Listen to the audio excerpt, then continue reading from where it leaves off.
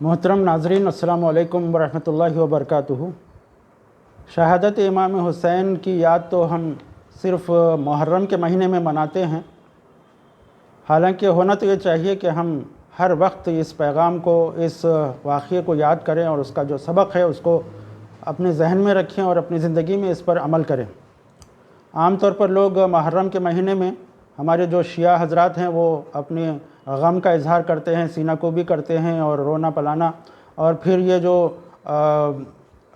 हनफ़ी हज़रात हैं या सुन्नी हज़रात हैं वो लोग भी सिर्फ जलसे मुनक़्क़िद करते हैं और वो वाक़यात सुनाते हैं कि किन हालात के अंदर किस तरह से मज़लूमाना तौर पर हज़रत हुसैन को शहीद किया गया, छोटे छोटे बच्चों को जिस तरह से मारा गया या जुल्म किया गया, पानी के लिए तरसाया गया। ये वाक़यात तो तफसील से बताते हैं, लेकिन अफसोस ये है कि हमको ये नहीं बताया जाता कि क्यों हज़रत इमाम हुसैन ने ये इक़दाम किया था, क्यों यज़ीद के ख़िलाफ़ उन्होंने ख़ुरूज यानी रिवोल्ट किया था, वो क्या वजूहात थी, क्या हालात थे, इस्लाम के क्या उसूल हैं जिनको तोड़ा जा रहा था, जिसकी वजह से उन्होंने इतना बड़ा क़दम उठाया। और हमको आज के ज़माने में इससे क्या सबक मिलता है, क्या पैगाम मिलता है, हमको अपनी ज़िंदगी में क्या इस पर किस तरह से अमल करना चाहिए, बहुत कम ही लोग बताते हैं। तो मैं मुख्तसरन आपके सामने चंद बातें बताने की कोशिश करूँगा, क्योंकि यज़ीद एक नहीं था कि एक मरतबा वो चला गया तो क़यामत तक के लिए अब कोई यज़ीद आने वाला नहीं है, बल्कि हर ज़माने में कोई यज़ीदी किरदार के लोग दुनिया में आते रहते हैं। जैसे आज भी हम देखते हैं कि किस तरह से मुसलमानों पर जुल्म हो रहा है, आज भी मुख्तलिफ़ मकामात पर करबला बरपा है। तो ऐसे हालात में यज़ीदी लश्कर के ख़िलाफ़ आवाज़ उठाना और इक़दाम करना ये हर मुसलमान की ज़िम्मेदारी है। और ये काम सिर्फ़ हुसैनी किरदार या हुसैनी गिरोह के लोग, सिर्फ़ शिया हज़रात या ईरान के लोग नहीं हैं, बल्कि जो कोई आज के यज़ीदी ताक़तों के सामने डट जाए और अल्लाह के अलम को बुलंद करे और उसकी मुखालिफत करे, वो हुसैनी लश्कर के लोग हैं। क्योंकि जैसा अल्लामा इक़बाल ने कहा कि सतीज़ कार रहा है अज़ल से ता इमरोज़, चराग़ मुस्तफ़वी से शरार अबू लहबी। यानी ज़िंदगी के हर कदम पर क़यामत तक आने वाले दौर में कुछ ऐसे अबू लहबी शरारे हैं जो मुस्तफ़वी चराग़ से झगड़ते रहते हैं। ये हक़ व बातिल की जंग क़यामत तक जारी रहती है, और इन हालात के अंदर हमको ये देखना है कि हम हुसैनी लश्कर के साथ हैं या यज़ीदी लश्कर के साथ हैं। तो मैं वो हालात मुख्तसरन आपके सामने रखने की कोशिश करूँगा कि क्यों हज़रत हुसैन ने अपने मुख्तसर से ख़ानदान के साथ, अपने मुख्तसर से काफ़िले के साथ इस यज़ीद के ख़िलाफ़ रिवोल्ट किया था। वो मुख्तसरन बातें आपके सामने मैं रखने की कोशिश करूँगा। दरअसल इस्लाम के जो निज़ाम हुकूमत हैं, जो पॉलिटिकल सिस्टम है, इसमें बादशाहत का कोई सवाल नहीं है। बादशाह नहीं बनता, बल्कि नेक लोग अपने मशवरे के ज़रिए से अपने दरमियान से एक ऐसे आदमी को मुंतखब करते हैं जो बहुत ही नेक किरदार का हो और जो काबिल हो, जो मुत्तकी और परहेज़गार हो, ऐसे आदमी को अपना खलीफा बनाते हैं। लिहाजा अल्लाह के रसूल सल्लल्लाहु अलैहि वसल्लम जब तक ज़िंदा रहे आप ही इस्लामी हुकूमत के ज़िम्मेदार थे, आप ही हुक्मरान थे, आप ही खलीफा थे। आपके बाद तकरीबन 30 साल तक खिलाफत का वही निज़ाम चला जैसा कि अल्लाह के रसूल सल्लल्लाहु अलैहि वसल्लम के निज़ाम का था और इस्लामी उसूलों के बराबर था। तो तकरीबन 30 साल तक खिलाफत का निज़ाम चला। इसमें से 4 खलीफा तो आप जानते हैं कि हज़रत अबू बकर सिद्दीक़ रज़ी अल्लाह तआला अन्हु, हज़रत उमर फ़ारूक़ रज़ी अल्लाह तआला अन्हु, हज़रत उस्मान गनी रज़ी अल्लाह तआला अन्हु और हज़रत अली रज़ी अल्लाह तआला अन्हु। ये तकरीबन 29.5 साल। और बाज़ लोग हज़रत हसन रज़ी अल्लाह तआला अन्हु, जो हज़रत अली के बड़े बेटे थे, उनकी भी जो खिलाफत थी उसको भी 6 माह के लिए थी, उसको भी खिलाफत ही कहते हैं। तो इस तरह 30 साल तक ये मरहला चला, ये निज़ाम हुकूमत चली। इसके बाद हज़रत अमीर माविया ने अपनी बादशाहत का या अपनी खिलाफत का एक तरफ़ा तौर पर ऐलान किया। चूँकि ये इस्लामी उसूलों के तहत नहीं हुआ था, बल्कि उन्होंने अपने तौर से अपनी बादशाहत या अपने खिलाफत का ऐलान किया था, इसीलिए हम उनको खलीफा नहीं कहते, खलीफा राशिद नहीं कहते, बल्कि अमीर कहते हैं, अमीर माविया कहते हैं। तो इसको किसी हद तक बर्दाश्त कर लिया गया शुरू में। हज़रत हसन से हज़रत माविया ने मुफ़ाहिमत कर ली और उन्होंने हज़रत हसन दस्तबरदार हो गए, तो वो बादशाह बने या हुक्मरान बने। लेकिन आप अपने हुक्मरानी के आखिरी दौर में, जबकि ये बहस चल पड़ी थी कि आपके इंतकाल के बाद कौन खलीफा होगा, तो उन्होंने अपने बेटे यज़ीद को अपना खलीफा, जिसको आज की ज़बान में क्राउन प्रिंस कहते हैं, उसको नामज़द किया, उसको नॉमिनेट किया।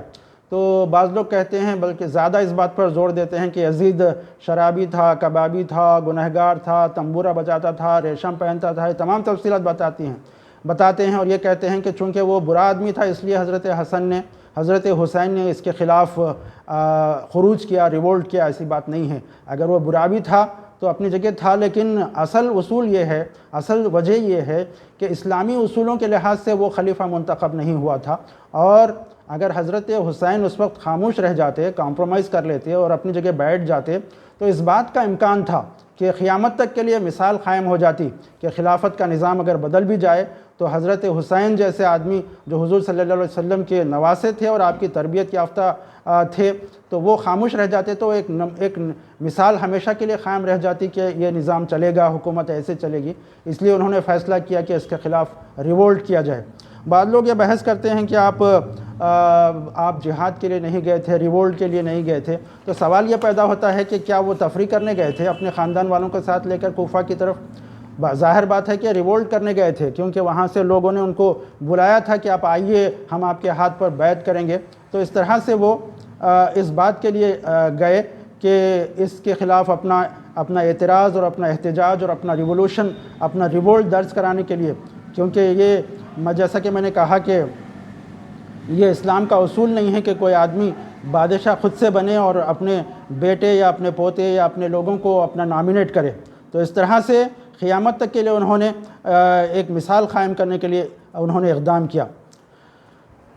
یقیناً یہ ایک خروج یعنی ریولٹ تھا، اور قیامت تک کے لیے اقدام حسین کا یہ پیغام اور سبق یعنی لیسن ہے کہ جب کبھی اور جہاں کہیں اسلام کے اصولوں اور شریعت کے خلاف اقدامات ہوں گے تو سارے لوگ جو وہ خود کو مسلمان کہتے ہیں اور حسین رضی اللہ تعالیٰ عنہ سے محبت کا دعویٰ کرتے ہیں، وہ غیر اسلامی اقدامات کے خلاف آواز اٹھائیں گے، اپنے ہاتھوں سے روکنے کی کوشش کریں گے یا اپنی زبان سے کم اظہار کریں گے، یا کم از کم دل میں تڑپ کر رہ جائیں گے، جیسا کہ آج ہم کرتے ہیں کہ ہم تڑپ رہے ہیں کہ وہاں جہاں فلسطین میں جو کچھ ہو رہا ہے، کاش کہ ہمارے اندر اتنی ہمت ہوتی کہ ہم وہ کام کریں۔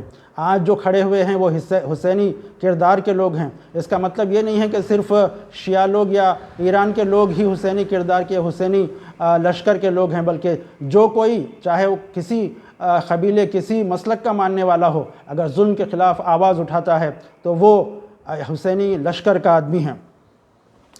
بہرحال ہر مرحلے میں زندگی کے ہمارے سامنے ایک یزیدی کردار ہوتا ہے اور ایک حسینی کردار، ایک غلط راستہ ہوتا ہے اور ایک حسینی راستہ۔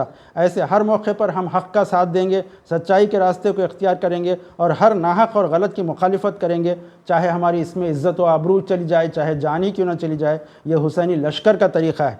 آج بھی دنیا کے کونے کونے میں میدان کربلا سج چکا ہے، ایک طرف یزیدی طاقتیں ہیں اور دوسری طرف حسینی طاقتیں، اور ہم کو اس بات کی کوشش کرنی چاہیے کہ ہم زندگی کے ہر مرحلے پر، چاہے جنگ ہی میں نہیں بلکہ زندگی کے ہر مرحلے میں جہاں پر بھی کوئی غیر اسلامی چیز ہو، یزیدی کردار ہمارے سامنے آئے تو اس کے خلاف آواز اٹھائیں، اپنے ہاتھ سے روکیں یا کم سے کم دل میں تڑپ کر رہ جائیں۔ اگر یہ ہمارے دل میں اتنا بھی نہیں ہے تو حدیث کے الفاظ میں یہ ایمان کا آخری درجہ ہے، یعنی اس کے بعد کوئی ایمان کا درجہ نہیں۔ ہم اپنے آپ کو مسلمان تو کہیں گے لیکن ہم اس میں قائم نہیں رہیں گے کہ ہم حسینی کردار کے لوگ ہیں۔ اللہ تعالیٰ سے دعا ہے کہ اللہ تعالیٰ ہمیں حسینی لشکر میں اور حسینی کردار پر چلنے والا بنائے۔ السلام علیکم ورحمۃ اللہ وبرکاتہ۔